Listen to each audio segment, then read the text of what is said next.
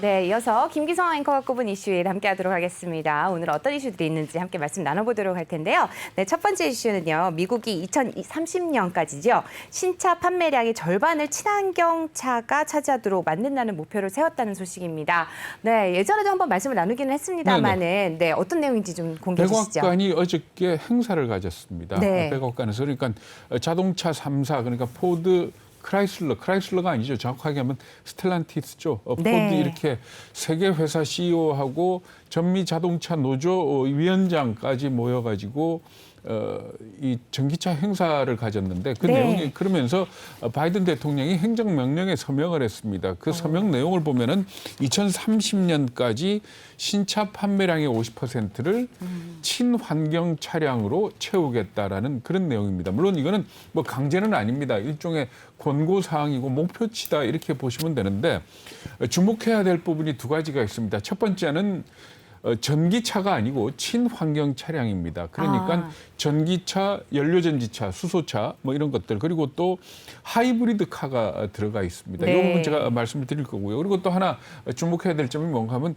테슬라가 참가를 안 했습니다. 네. CEO 머스크가 참석을 안 했는데 왜 참석을 안 했느냐를 두고 미국 언론들이 분석하기로는 테슬라가 노조 친화적이지 않은 그런 기업이기 때문에 네. 바이든 행정부하고 아무래도 선이 어긋나서 머스크를 안 부른 것 아니냐 이렇게들 풀이를 하고 있습니다. 이 부분에 대해서 젠 사키 대변인한테 기자들이 질문을 해도 답을 하지 않았다 그럽니다. 그리고 두 번째 네. 친환경 차량 그러니까 하이브리드 카가 포함된 데 대해서는 조금 눈여겨봐야 됩니다. 그러니까 하이브리드 카 관련해 가지고 가장 기술이 앞서 있는 회사는 토요타입니다. 네. 토요타 같은 경우는 유럽연합은 뒤에서 말씀드리겠습니다만 전기차, 그러니까 내연기관차를 완전히 퇴출시키는 걸로 목표를 삼고 있거든요. 이렇게 될 경우에는 하이브리드 카도 못 팔게 됩니다. 그런데 네. 미국은 일단 하이브리드 카도 포함을 시켰기 때문에 토요타한테는 상당히 좋은 결정이 아니냐 이렇게 볼 수가 있는 겁니다. 네,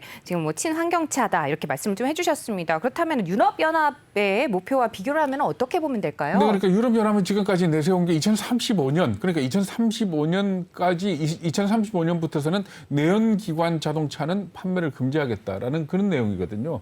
2035년을 목표로 삼는 이유는 자동차 내구 연한을 대략 한 15년 정도로 봅니다. 그렇기 때문에 2050년에 탄소 제로에 맞춰가지고 역산을 해서 2035년부터서는 전기차 내지는 연료전지차만 팔 수 있도록 이렇게 규정을 한 겁니다. 여기에 비해 가지고 미국이 5년 앞서서 50%까지라고 얘기를 했고 또 거기에는 내연 그러니까 석탄 연료를 일부 사용하는 하이브리드 카도 포함이 됐기 때문에 유럽보다는 좀 덜 적극 공격적이다 이렇게 봐도 될 것 같습니다. 네, 뭐 자동차 업계 반응 긍정적이라면서요? 네, 그렇습니다. 그러니까 자동차 3사 CEO들이 어제 행사에 참석을 해가지고 모두 찬성하는 성명을 냈습니다. 그러면서 2030년까지 40% 내지 50%를 전기차로 채우겠다 이렇게 얘기를 했고요. 외신들이 전하는 내용을 보면 현대자동차도 여기에 대해서 상당히 좋아하는 반응을 했고 토요타 역시 그랬다라고 이렇게 전하고 있습니다. 그러니까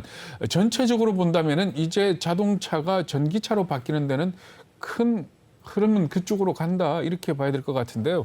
어제 그 행사에 참석한 미국 자동차 노조 위원장 같은 경우에는 일단 바이든 대통령의 그런 목표에 대해서는 수긍을 했지만은 역시 상당히 신중했습니다. 왜냐하면은 전기차라는 게 기존의 내연기관 자동차에 비해 가지고 인력이 훨씬 덜 들어갑니다. 네. 그렇기 때문에 고용에 대한 확실한 보장 이런 부분에 대해서 보장이 있어야 될 거다. 그리고 어떤 시한을 정해놓고 목표를 정하는 것보다 복지나 이 고용 문제를 더 먼저 해결해야 되는 거 아니냐라는 게 기본적으로 미국 자동차 노조들의 생각이긴 합니다만은 아마 이거는 우리나라 노조도 마찬가지가 아닐까 그런 생각이 듭니다. 네, 말씀 잘 들었습니다. 첫 번째 이슈로 또 신차 판매량의 절반을 또 친환경차가 차지하게 됐다는 미국의 소식도 함께 전해드려봤고요. 두 번째 이슈로 또 일본이 올해 들어서 투자를 크게 늘리고 있다. 대미 투자를 굉장히 대미 많이 투자인가요? 네.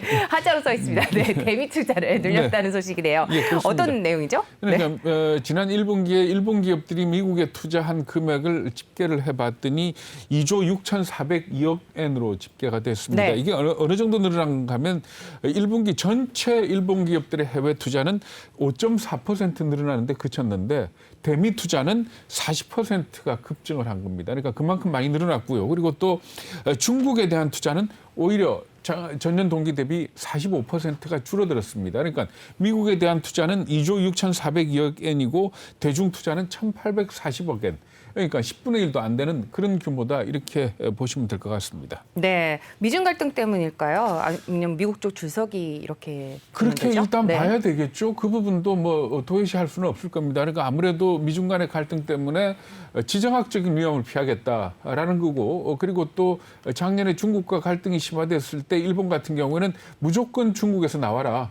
일본으로 와도 좋고 동남아로 가도 좋다라는 그런 정책을 폈었거든요. 네. 그러니까 거기에 따른 효과가 아니냐 이렇게 볼 수도 있고요. 그리고 또 나머지 두 가지 다른 이유도 있습니다. 뭔가 하면은 미국이 지금 워낙 빠르게 경기가 회복이 되고 있지 않습니까? 경제 성장률로 과연 달성을 할지 모르겠습니다만은 세계에서 가장 높은 7% 성장을 IMF가 예상을 하고 있는 그런 상황이기 때문에 결국 미국 시장이 가장 커질 거니까 미국에 투자를 하겠다라는 그런 측면으로 볼 수 있고요. 그리고 또 한 가지는 미국이 자국산 제품에 대한 규정을 강화합니다. 그러니까 지금까지는 전체 부품의 50%만 미국산으로 채우면은 미국산 제품이다 이렇게 인정을 해주던 것을 앞으로 그러니까 2029년까지는 이게 75% 미국산 부품이 75%가 들어가야지만 미국 제품이다라고 해서 세금 혜택을 주는 걸로 이렇게 돼 있거든요. 그렇기 네. 때문에 이런 것들을 피하기 위해서라도 결국 미국으로 들어가는 것 아니냐 이렇게 봐야 될 거고 우리 기업들도 아마 이런 부분에 대해서는 고려를 해야 될 것 같습니다. 네, 말씀 잘 들었습니다.